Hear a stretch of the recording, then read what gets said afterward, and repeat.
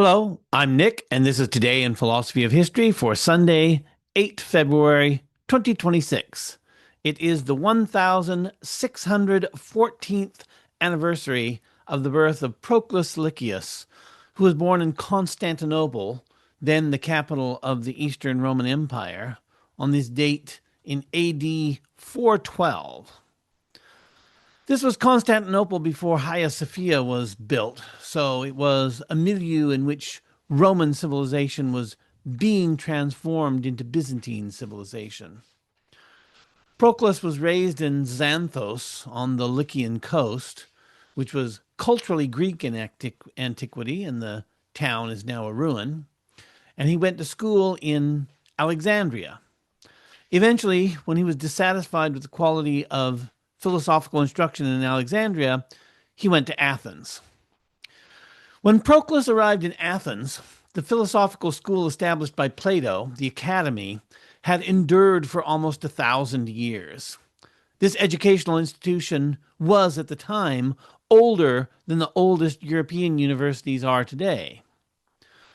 Proclus studied with Plutarch of Athens, not the Plutarch of Plutarch's Lives, that was, I think, Plutarch of Chaeronea, and Syrianus, when Syrianus was then the head of Plato's Academy, called the Scholarch, and the current link of the Golden Chain, which is what the succession of Scholarchs of the Academy were called.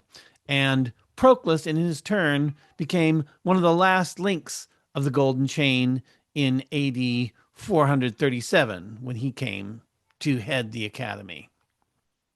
He was followed as a scholarch by Marinus of Neapolis, who wrote a biography of Proclus. The last link in the Golden Chain was Damasius, who fled to Persia when Justinian I published an edict in AD 529 prohibiting the teaching of philosophy in Athens.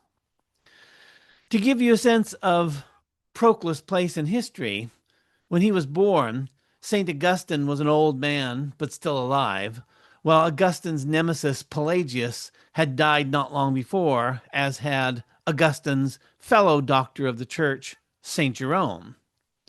Proclus lived at the same time as Syrianus and Damasius and Ammonius, not Ammonius Saccas, that was a couple of 100 years before, a different Ammonius. And while Proclus was still alive, but near the end of his life, Simplicius, Boethius, and St. Benedict were born, and shortly after Proclus died, John Philoponus was born. As scholarch of the Academy, Proclus was a Neoplatonist, but by that time, it was a tradition with a lot of baggage, often more indebted to Plotinus than to Plato himself. Despite being burdened by a tradition equal parts rationalist and mystical, Proclus managed to break new ground in philosophy. Proclus can claim the title of being the first philosopher of mathematics. Of course, Plato and Aristotle formulated foundational positions in the philosophy of mathematics, and there's no more perennial doctrine in philosophy of mathematics than Platonism. But Plato and Aristotle were, we could say, universal thinkers who touched on every great question, or almost every great question. They equally addressed metaphysics, epistemology, aesthetics, logic, and political philosophy, so touched on every major branch of philosophy. Proclus wasn't a universal thinker in the same sense, but his philosophical deep dive into Euclid in his surviving book, one of his surviving books, a commentary on the first book of Euclid's Elements, is unambiguously philosophy of mathematics. I've mentioned this book and Proclus's philosophy of mathematics previously in last year's episode on Copernicus and the formal symmetries of history. The commentary Proclus wrote on Euclid's Elements, which latter, I should say, the Elements is perhaps the most famous textbook in history, as a book about geometry that was used in school for more than 2,000 years. Euclid didn't merely teach geometry, he made geometry the most rigorously formulated body of knowledge ever, and it retained that status pretty much up into the 19th century. He did this by giving his exposition of geometry an axiomatic form. There were many geometers before Euclid, and he collected their theorems and gave them a systematic exposition that based an enormous superstructure of knowledge on a handful of assumptions called axioms. This has been called the Euclidean synthesis. The book Greek Mathematical Philosophy by Maziarz and Greenwood divides the text into 4 sections, the text of their book, I should say. Part 1 is about Greek mathematics before Euclid. Part 2 is called The Mathematical Ontology of Plato. Part 3 is called The Mathematical Thought of Aristotle. And Part 4 is called The Euclidean Synthesis. So they've taken in everything before Plato and Aristotle, and then they've got Plato, and then Aristotle, and then the great synthesis made by Euclid from all those elements that came before. One of the themes of this book is to assess whether Plato or Aristotle had the greater influence on Euclid, and both have significant claims to make in this respect. Maziarz and Greenwood write, quote, Plato teaches that mathematical objects are intermediate between the ideas and the sensible world, unquote. So that's a reference to the well-known Platonic ontology, in which there are a number of ideas that are eternal and unchanging, and they are the real things in the world, and the sensible world consists of mere reflections of these eternal ideals. Proclus begins his book on Euclid by making the same point, that mathematics is between the ideas and the sensible world. So Proclus begins, quote, mathematical being belongs neither among the first nor among the last and least simple of the kinds of being, but occupies the middle ground between the partless realities, simple, incomposite, and individual, and divisible things characterized by every variety of composition and differentiation, unquote. Maziarz and Greenwood also write, quote, while scholars grant that the author of the Elements has widely used in his work the Aristotelian theory of demonstration, most of them would insist that his ultimate vision was Platonic in intention, unquote. Part of this Platonism may be due to the fact that the Academy continued to be a force in ancient thought until the school was closed, while Aristotle's Lyceum didn't endure as long, and the philosophers of the Academy actively concerned themselves with Aristotelian thought, writing as many commentaries on Aristotle as on Plato.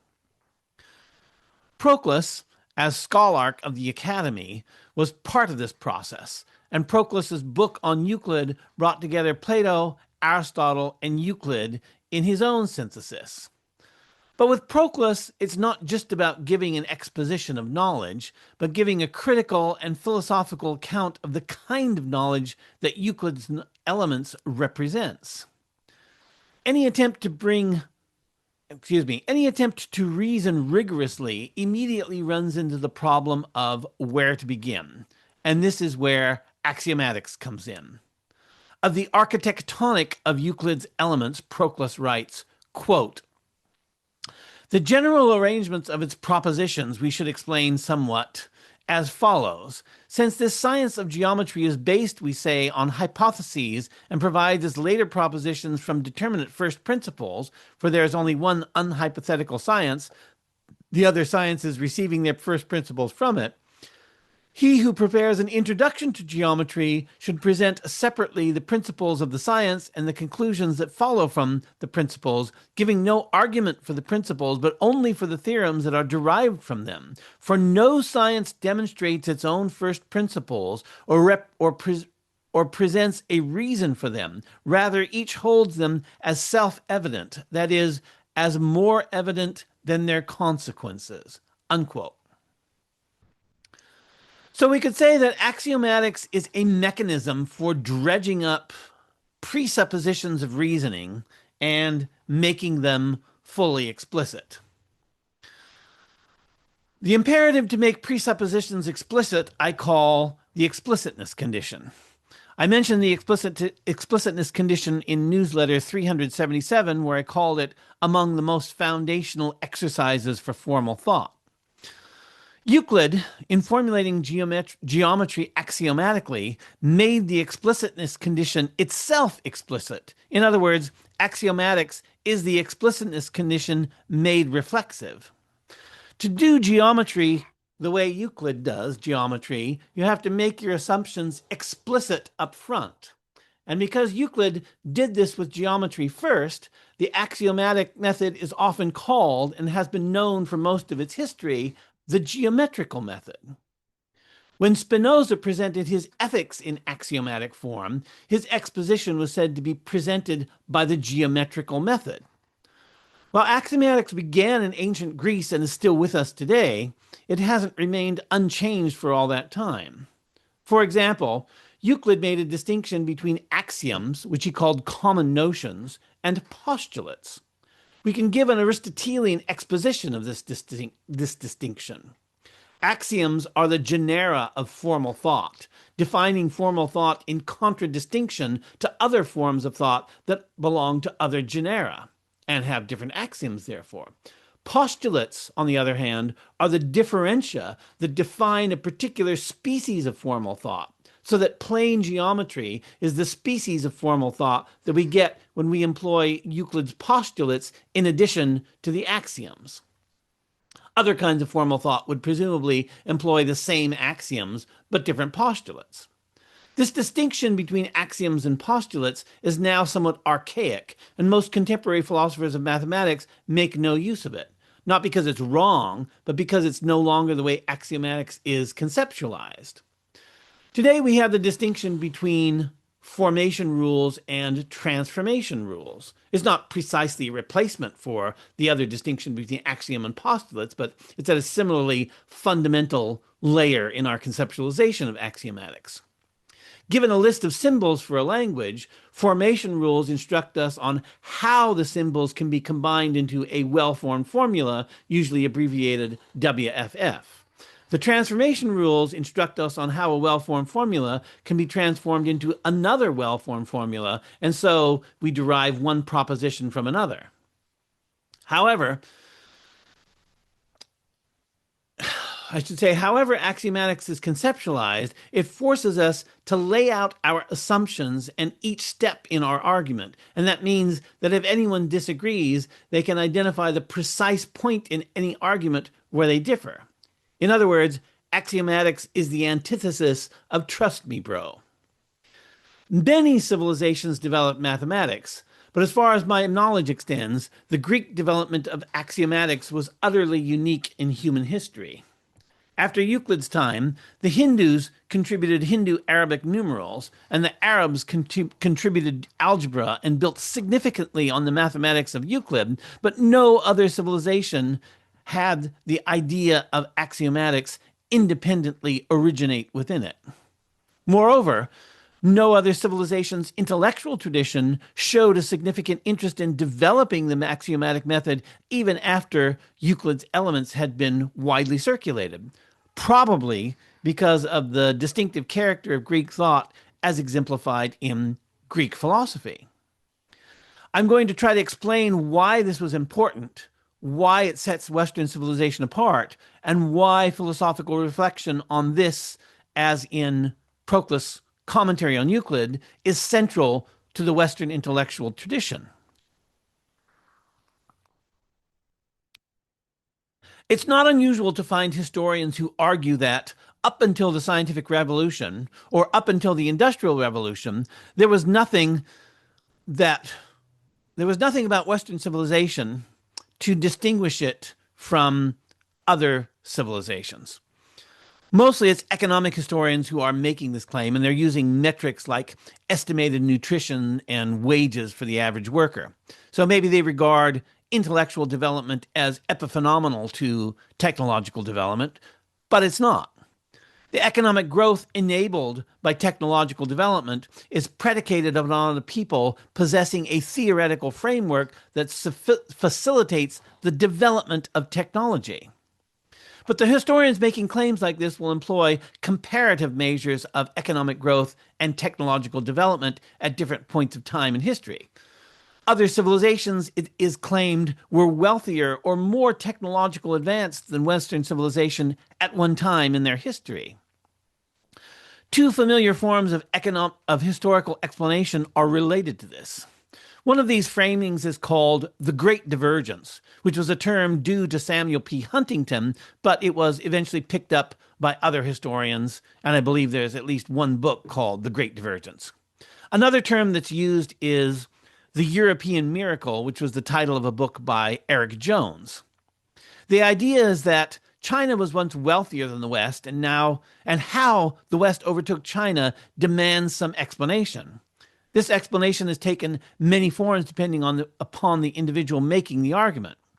Whatever the explanation for the divergence, and there are many, the idea is that agricultural civilizations around the world were all essentially similar before the Great Divergence, and it was only with the Great Divergence that Western civilization pulled ahead and distinguished itself.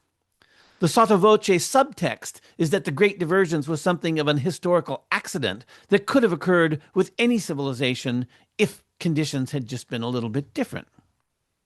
Another framing of the idea is the high-level equilibrium trap, which is due to Mark Elvin. Elvin tries to show that, by many metrics, China was better positioned than the West prior to the Industrial Revolution, but China didn't experience an indigenous industrial revolution of its own. Why is that? Elvin argues that China entered into a high-level equilibrium in which there were no incentives to invest in technology. The large population of China meant that labor was cheap, and Elvin argues that supply and demand were close to a stable balance. Again, the implicit idea is that China had what was necessary to make the scientific and industrial breakthroughs necessary for an industrial revolution, but it was socioeconomic factors that prevented it from taking advantage of its opportunities. I won't quarrel with the details of the arguments of either the Great Divergence or the high-level equilibrium trap, but I do want to question the common assumption that there was nothing distinctive about Western civilization, which implies that the scientific revolution or the industrial revolution could have taken place in the context of any civilization. What made and what makes Western civilization different is its relationship to Greek philosophy and Greek mathematics. I said earlier that the breakthrough to axiomatics in ancient Greece, and better, I should say, in the Hellenistic world, since this would also include ancient Alexandria, was historically unique.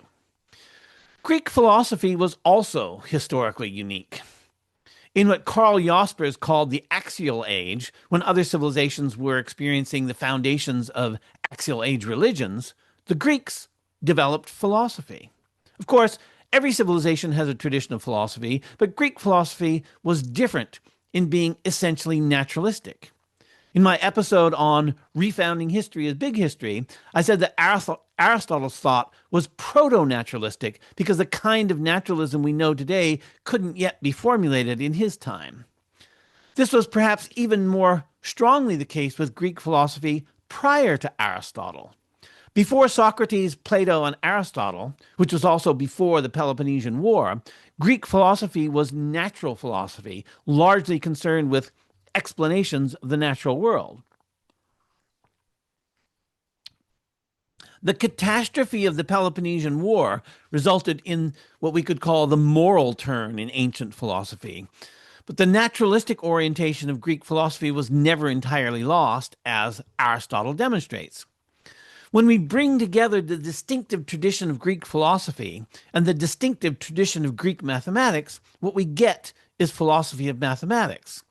So, philosophy of mathematics is the distinctive enterprise of Western thought, and Proclus stands at its head. Why does this matter? It matters because naturalistic philosophy was the origin of science. Further, science is a form of philosophy. It is methodological naturalism. It's not just that science arose out of philosophy and then separated itself from philosophy. Rather, science is one kind of philosophy among others. It happened to be a form of philosophy with enormous practical consequences, which is something that seems odd to us today, but if we think about it, it shouldn't seem odd to us.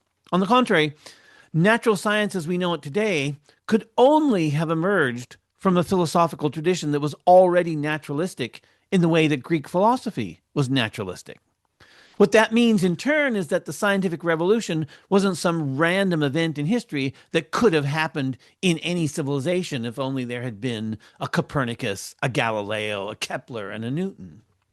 The scientific revolution would never have happened and could never have happened without the peculiar philosophy and mathematics of the ancient Greeks. And the Industrial Revolution would never happen and could never have happened without the scientific revolution preceding it, which made it possible to solve technological and engineering problems on first principles derived from prior scientific investigation. And I can formulate this as a general proposition as followed. Only civilizations that develop a naturalistic philosophical tradition and an axiomatic approach to mathematics will have the possibility of a scientific revolution. And only a civilization that experiences a scientific revolution will have the possibility of an industrial revolution. In my newsletter 378, I discussed the difference between tinkering and engineering and how the development of the steam engine, which was one of the inflection points of the Industrial Revolution, was at least as much a result of tinkering as of engineering in the scientific sense of the term. Tinkering can take place without a background of mathematics and naturalistic philosophy. So we can argue that the steam engine might well have come about with sufficient tinkering, and it could have come about in another tradition or another civilization. If the Chinese had built a steam engine through tinkering, would it have driven an industrial revolution in China? Maybe to a certain extent, but it would have fizzled out eventually, just as Alvin points out that a machine spinning of fibers was at a higher development, an earlier stage in China's history than in the West, but it eventually just died out. Even if the Chinese had built a steam engine, there would have been no Chinese Sadi Carnot to follow the steam engine with a purely theoretical treatise on heat engines. And there would have been no Chinese Sadi Carnot because none of the philosophical concepts of nature and mathematical methodologies were available in that cultural milieu to formulate such a treatise. They had mathematics, of course, but they didn't have mathematics based on first principles as in axiomatic thinking. But Western philosophy wasn't the only civilization. I should say Western civilization wasn't the only civilization that was heir to Greek philosophy and Greek mathematics. Islamic civilization also drew on Greek philosophy and mathematics. Western and Islamic civilizations are cousins in this respect. The intellectual traditions of both rise from the same trunk of Greek thought. There was a split in the trunk, with one branch growing toward the west and another branch growing toward the east. But Islamic civilization was only newly formed when Hellenistic thought was already 1,000 years old, and it devoted its energies to conventional conquest. Because Islamic civilization was young in a world in which Hellenistic civilization was already old, its developmental path had different influences bearing upon it than those which had shaped the development of the older civilization from which it now borrowed its intellectual tradition. And Islam had a brilliant golden age, but like the civilization that preceded it, it overextended itself and, again, like the civilization that preceded it, collapsed in on itself as a result of that overextension. Ibn Khaldun came at the end of the Islamic Golden Age and effectively served as the owl of Minerva who took flight at the setting of the sun and understood Islamic civilization up to his time. Islam fell into its own dark ages after that. We don't usually use the term dark ages to refer to it because at that time in history we're looking at Western history rather than Islamic history, but it was effectively a dark age after following the Golden Age. So what I'm saying is that there's a rhythm to history, so that the older tradition of Western civilization, which after the ancient world is coextensive with Christendom, flourished and then fell into a dark age before Islamic civilization had even gotten its start. And then when the Islamic civilization appeared, it flourished in its turn, while the West languished in its dark ages, and then again, in its turn, fell into its own dark ages when the West was finding its feet again, expanding not only in space, but also expanding intellectually. If the rhythm of history hadn't been derailed by the Industrial Revolution, Islam would be emerging from its dark ages and on its way toward another expansionary phase. But the Industrial Revolution disrupted historical patterns around the world. In a counterfactual where Western civilization never emerged from its dark ages, and it lost touch with its intellectual core of Greek philosophy, it might have fallen into permanent stagnation or its own high-level equilibrium trap. Arguably, this is what happened with Byzantine civilization. That is to say, even though Byzantium possessed an even more direct connection to Greek thought than Western civilization, it lost the intellectual core of that Greek heritage by failing to cultivate philosophy and mathematics, and so it fell into stagnation. In the counterfactual of the same loss and stagnation happening in Western civilization, with the eventual rise of Islamic civilization following its dark ages, Islam might have reached back into its own engagement with Greek philosophy, developing science and technologies that we now associate with Western civilization. In this way, a scientific revolution and an industrial revolution might have been forthcoming in human history without having emerged from Western civilization as it did in fact. Alternatively, the other civilizations of Earth might have independently developed a philosophical and mathematical tradition like that of the Greeks, developing naturalistic inquiry and axiomatics, but hundreds of years would be required for this development, if not thousands of years, and it's not clear whether this kind of philosophical tradition can be grafted onto the cultures of other civilizations. The argument can be made that the spread of Western civilization through Europe and into Northern Europe and Scandinavia, where the Romans never penetrated, and which were therefore never exposed to the civilization of classical antiquity, and where the indigenous people had their own culture and mythology, that this demonstrates that Hellenistic ideas can be naturalized in different climates and among different peoples. But there has to be an intrinsic interest in developing ideas, or they would remain as stagnant as they were in Byzantium. As I see it, the Great Divergence occurred already in classical antiquity, but it was a great divergence in how the world was conceived. It took 2,000 years for axiomatic mathematics and naturalistic philosophy to bear the fruit of the scientific revolution and the industrial revolution, but it was the mathematics and the philosophy that was the necessary condition of these later revolutions. Notice I say it was a necessary condition, and I'm not arguing that it was a sufficient condition. The intervening 2 millennia weren't barren of development, and they supplied the additional conditions that were the sufficient conditions for the industrial and scientific revolutions. But the core of the necessary condition of philosophy and mathematics was never lost in Western civilization. All of the massive summas written by the scholastics during the Middle Ages were yet another form of that painstaking engagement with explicit argument where every presupposition is set out and every step of the argument is open for dispute. All throughout the history of Western civilization, these intellectual traditions were growing and mutating into something so different from the intellectual traditions of other civilizations that Western civilization became, through this, incommensurable with any other civilization, which is why I was saying earlier that some of the implicit presuppositions of the arguments of the Great Divergence and the high-level equilibrium hypothesis is not that all ancient civilizations were the same, but that they were essentially the same in the agricultural basis of their technology and economy. So Proclus was part of this process of Western civilization differentiating itself. And as a founder of philosophy of mathematics, he could be argued to have brought the Greek philosophical tradition to a new pitch of intensity. What seems on the one hand to be an absurdly arcane inquiry of interest to only a handful of individuals turns out to be the source and origin of our electric lights, clean clothes, and hot showers, which are among the benefits of industrial civilization. And for that, I extend my thanks to Proclus and wish him a happy birthday, and thank you for listening.